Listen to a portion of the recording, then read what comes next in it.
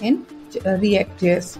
So in this video, I will cover introduction of composition versus inheritance, inheritance in JavaScript, and what is the composition in JavaScript, inheritance in React, what is the component composition in React, and why we use composition over the inheritance, and why not composition over inheritance, and short summary of composition versus inheritance at the end of the video.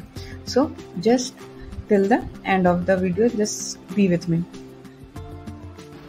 So basically React is all about composition. So software development is in essence the process of breaking a problem down into smaller problems, implementing solution for those smaller problems, and then composing those solutions to form partially solutions, and so on, until eventually completing the whole solution. So what do React component do? Is component break down the UI into smaller independent components like Lego blocks. So components are composed with other components to create greater component, so on until they eventually complete the whole UI. So what the composition here is, composition is the act of combining parts or elements to form a whole program.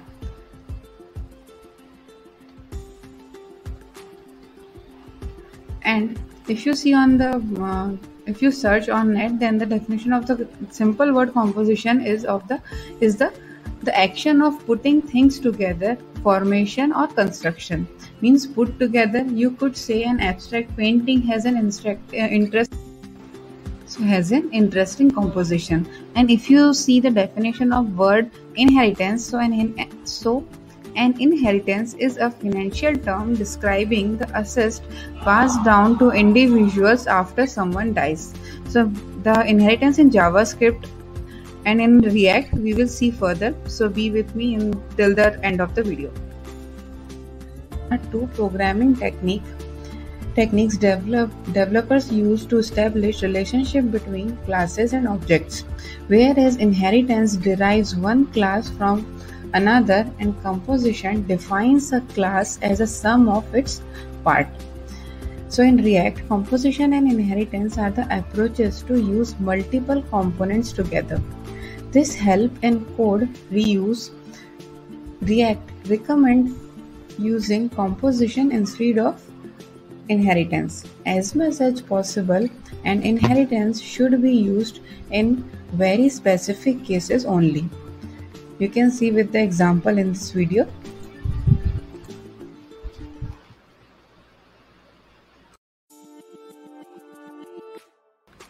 So if we discuss about inheritance in JavaScript, so object-oriented programming languages support inheritance. Since JavaScript is also an object-oriented programming language, it supports inheritance. So in object-oriented programming language like C, or Java, to implement inheritance, a class inherits from another class. In JavaScript, we don't have the concept of classes, so inheritance in JavaScript is prototype based. This means to implement inheritance in JavaScript, an object inheritance means an object inherits from other objects. So here the inheritance works between the objects. Inheritance in most class-based object-oriented languages is a mechanism in which one object acquires all the properties and behavior of another object. And JavaScript is not a class-based language. So although class keyword is introduced in ES 2015, it is just syntactic layer. So JavaScript still works on prototype chaining. So if you see on the diagram, there is a classical inheritance versus the prototypal inheritance. In classical inheritance in a non-JS, there is a class inheritance. Non-JavaScript, the vehicle is a parent class and V1 and V2 are the instance of vehicle. You can see on the screen. And car is a child class of vehicle and C1, C2 are instance of car. And in classical inheritance, it creates a copy of the behavior from parent class into the child. When we extend the class and after that parent and child class are separate entities. Similar, another copy of the behavior happens when we create an instance or object out of the class, and both are separate entity again. It's like car is manufactured from the vehicle and car blueprints, but after that both the separate entity because they are not linked because it's a copy. Okay, understand? So that's the reason all arrows going downwards. See on this on the screen, properties and behavior flowing down. And see on the prototypal inheritance, means a behavior delegation pattern.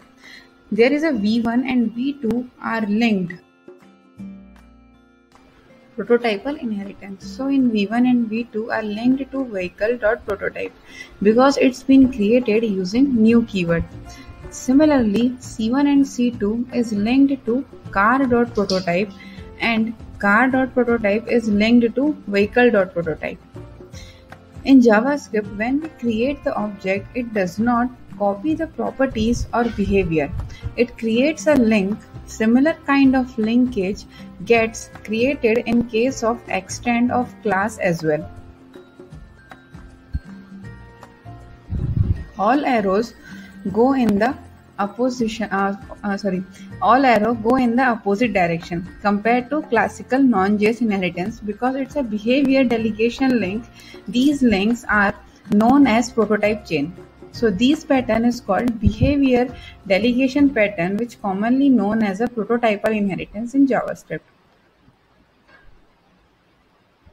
If you go through the JavaScript prototype to understand the prototype chain in depth. So example of prototype inheritance is usage of object create method to achieve classical inheritance. So in the code you can see on the screen, there is a car.prototype and vehicle.prototype is linked with help of object.create function. There is a vehicle superclass and the superclass method. Car is a subclass extends superclass, subclass method, instance of subclass, and accessing of. In the above code, object C1 gets access to method run and method start because of below prototype chain. So as per you can see the diagram, we can see object C1 does not have these methods, but it has links to go upward. So keyword this in above code is nothing but current execution context of each method, which is C1 and C2.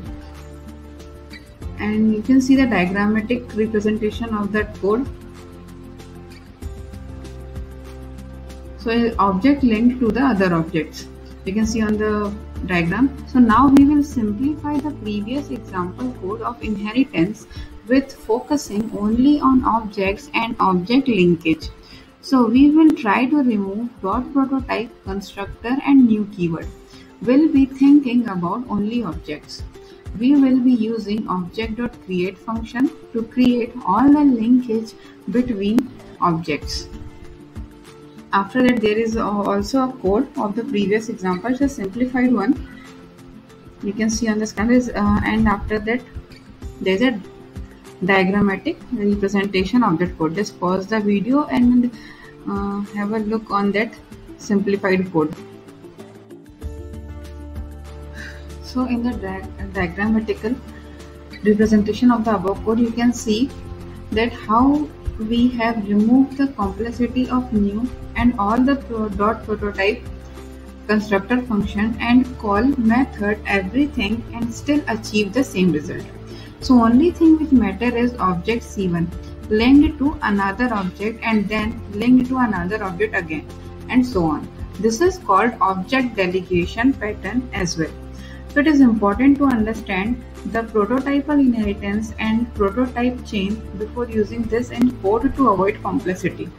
So now let's see composition and then in the React how it works. So the composition is about creating small functions and creating bigger and more complete function with them. Think of a function as a brick. Composition is how you would make Those bricks work together to build a wall or a house. You might have encountered composition in mathematics written like so, like function and gx. So the function f is composed with the function g. But in the JavaScript, the functional programming is taking over the JavaScript world. Just a few years ago, few JavaScript programmers even knew what functional programming is. But every large application code base I have seen in the past many years make heavy use of functional programming ideas. So functional composition is the process of combining two or more functions to produce a new function. Composing function together is like snapping together a series of pipes from our data to flow through. Let's look at this more closely in the code. Imagine you want to convert user's full name to URL slugs to give each of your users a profile page. In order to do that, you need to walk through a series of steps. First is you have to split the name into an array on spaces. Second is map the name to lower cases, join the dashes, encode the URI component. So here a simple implementation you can see on the screen. So not bad, but what if I told you that it could be more readable? Imagine each of these operations had a corresponding composable function. This could be written as, you can see on the screen, there is another code. So this looks even harder to read than our first attempt. But hang in there, this is going somewhere. In order to accomplish this, we have using composable form of common utilities like split, join and map. So here are the implementation. There is a third code. So with the exception of two lowercase, production nested version of all of these functions are available from lodash.fp. You can import them like this or like this also. So I am being a little lazy here. Notice that this query isn't technical a real query, which would always produce a unary function. Instead, it's a simple partial application. So going back to our two-slug implementation, there's something that really bothered me about it. So that looks like a lot of nesting to me and it's a bit confusing to read. We can flatten the nesting with the function that will compose these functions for us automatically, meaning that it will take the output from the function and automatically patch it to the inputs of the next function until it spits out the final value. So come to think of it, we have an array extras utility that sounds like it does something like that. It takes a list of values and applies a function to each of those values, accumulating a single result. The values themselves can be functions, and a function is called reduce method. But to match the compose behavior above, we need it to reduce right to left instead of left to right. So good thing there is a reduce right method that doesn't exactly what we are looking for, but we can use it. So like reduce method, the array.reduceRight method takes a reducer function and an initial value x. So we iterate over an array function from right to left and applying each in turn to the accumulated value v. So with compose, we can rewrite the composition like this without the nesting. It's important. So of course, compose method comes with Lodash FP as well. Or you can see there is a one import compose from Lodash FP or const compose require Lodash FP compose. So compose is great when you are thinking in terms of the mathematical form of composition inside out. But what if you want to think in terms of the sequence from left to right? There is another form commonly called pipe method. Lodash called it flow. Notice the implementation is exactly the same as compose method, except that we are using reduce instead of reduce right. which reduces left to right instead of right to left. So let's look at the toSlug function implemented with pipe. For me, this is much easier to read. Hardcore function programmers defines their entire application in terms of function composition. I use it frequently to eliminate the need for temporary variable. Look at the pipe version of toSlug carefully and you might notice something special. In imperative programming, when you are performing transformations on some variable, you will find reference to the variable in each step of the transformation. The pipe implementation above the written in the point-free style, which means that it does not identify the arguments on which it operates at all. So I frequently use pipe in things like unit test or Redux state reducer to eliminate the need for intermediary variables which exist only to hold transient value between one operation and the next. That may sound weird at first, but as you get practice with it, you will find that in functional programming, you are working with very abstract generalized function in which the name of things doesn't matter so much. So name just get in the way. You may start off thinking of variable and as unnecessary boilerplate. So that said, I am of the opinion that point-free style can be taken too far. So it can become too dense and harder to understand. But if you get confused, here's a little tip. You can tap into the flow of trace what's going on. So here's a code. So here's how you use it. So trace method is just a special form of a more general tap which lets you perform some action of each value that flows through the pipe. Get it? So pipe tap, you can write tap like this. Now you can see trace is just a special case tap.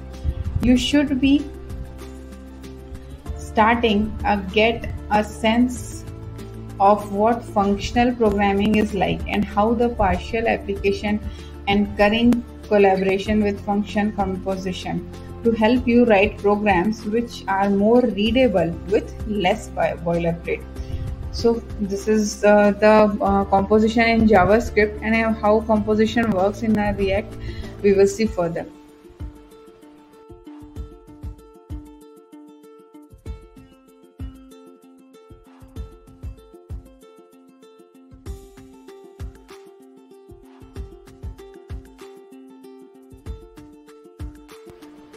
So composition and inheritance in React. So as a software developers, we all are like using the code. So as a software developer, we restore to different architectural methodology to solve our problem.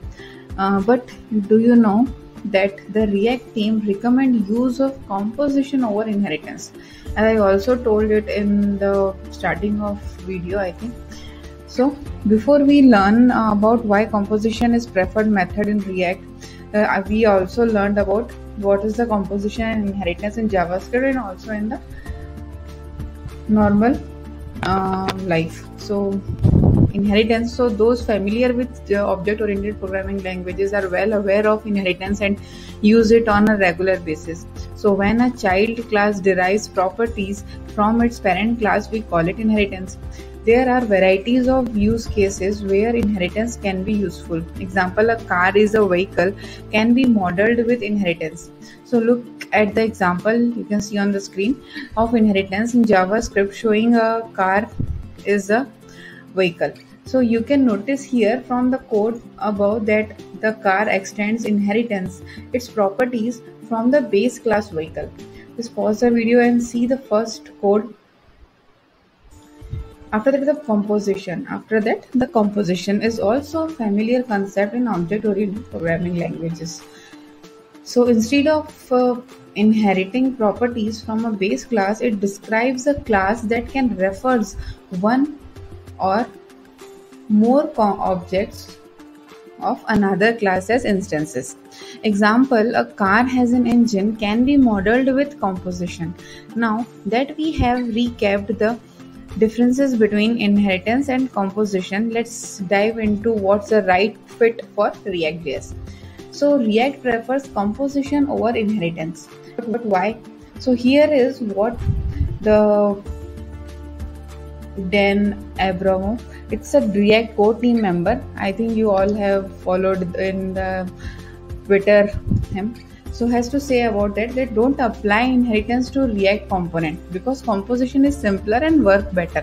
Composition means that it splits the code into the small pieces, so it's easy to understand or easy to apply in the code. So both inheritance and composition aim towards code reuse and cleaner code structure. But what does the React team recommend is composition. Here is why, because everything in React is component and it flows a strong component based model. This is one of the primary reasons that composition is a better approach than inheritance for code reuse.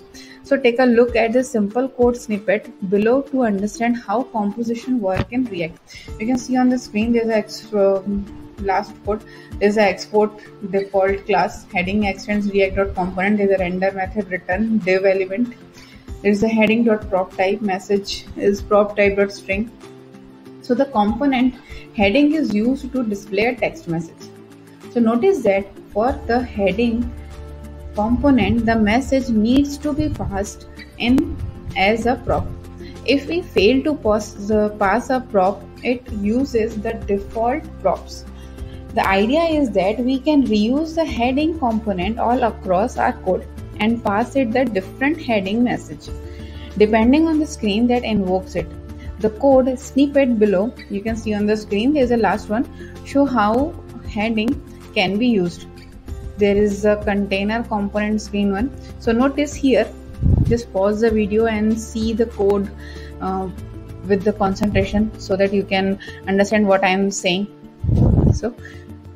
So let's go further. So notice here that the screen one is a container component uses the heading component to display its heading. It passes a custom message as a prop to the heading component as shown above. So let's add another container component to our code and call it a screen2 or screen XYZ, whatever you want to say. So notice here that the screen2 uses the same heading component, but it passes a different message as prop to the component. So what did we just demonstrate? From the code above, we demonstrate that a component can be called by another container component, and when calling a component, you can pass to it some props. We also learned that different container components can pass different props to the same component, heading in our case. And if you don't subscribe this channel, then please subscribe it and like this video. And yes, so go further. So the code above just demonstrated a simple use case of React composition. So in the blog post written by Facebook, have mentioned that they had never used inheritance in React code across thousands of components. It's a bit confusing, but yeah, it's true.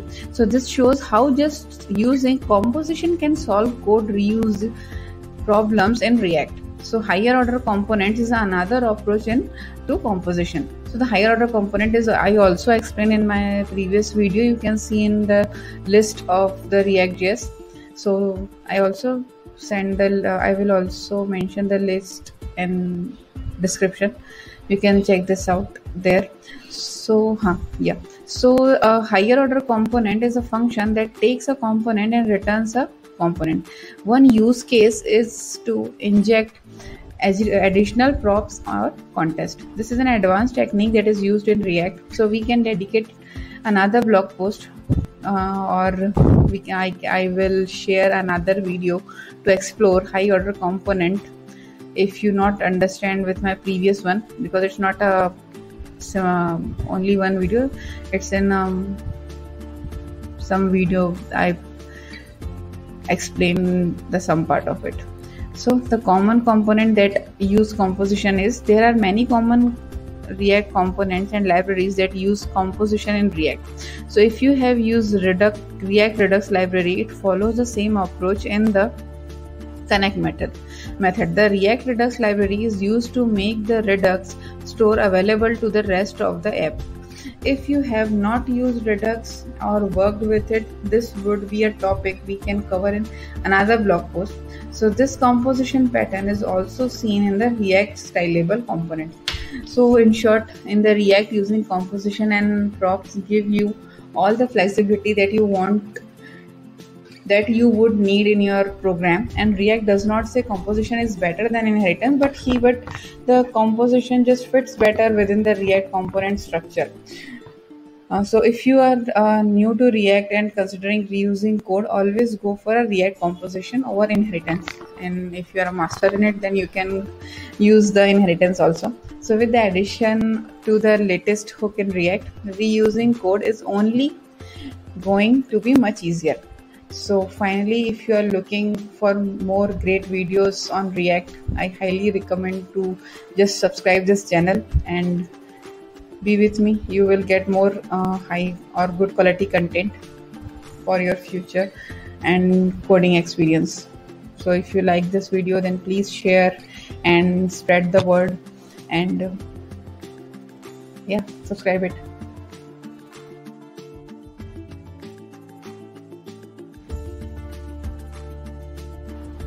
So friends, hope your all the doubts are cleared about lifting state up. If you found this video valuable, provide it a like. If you recognize someone who must see it, share it.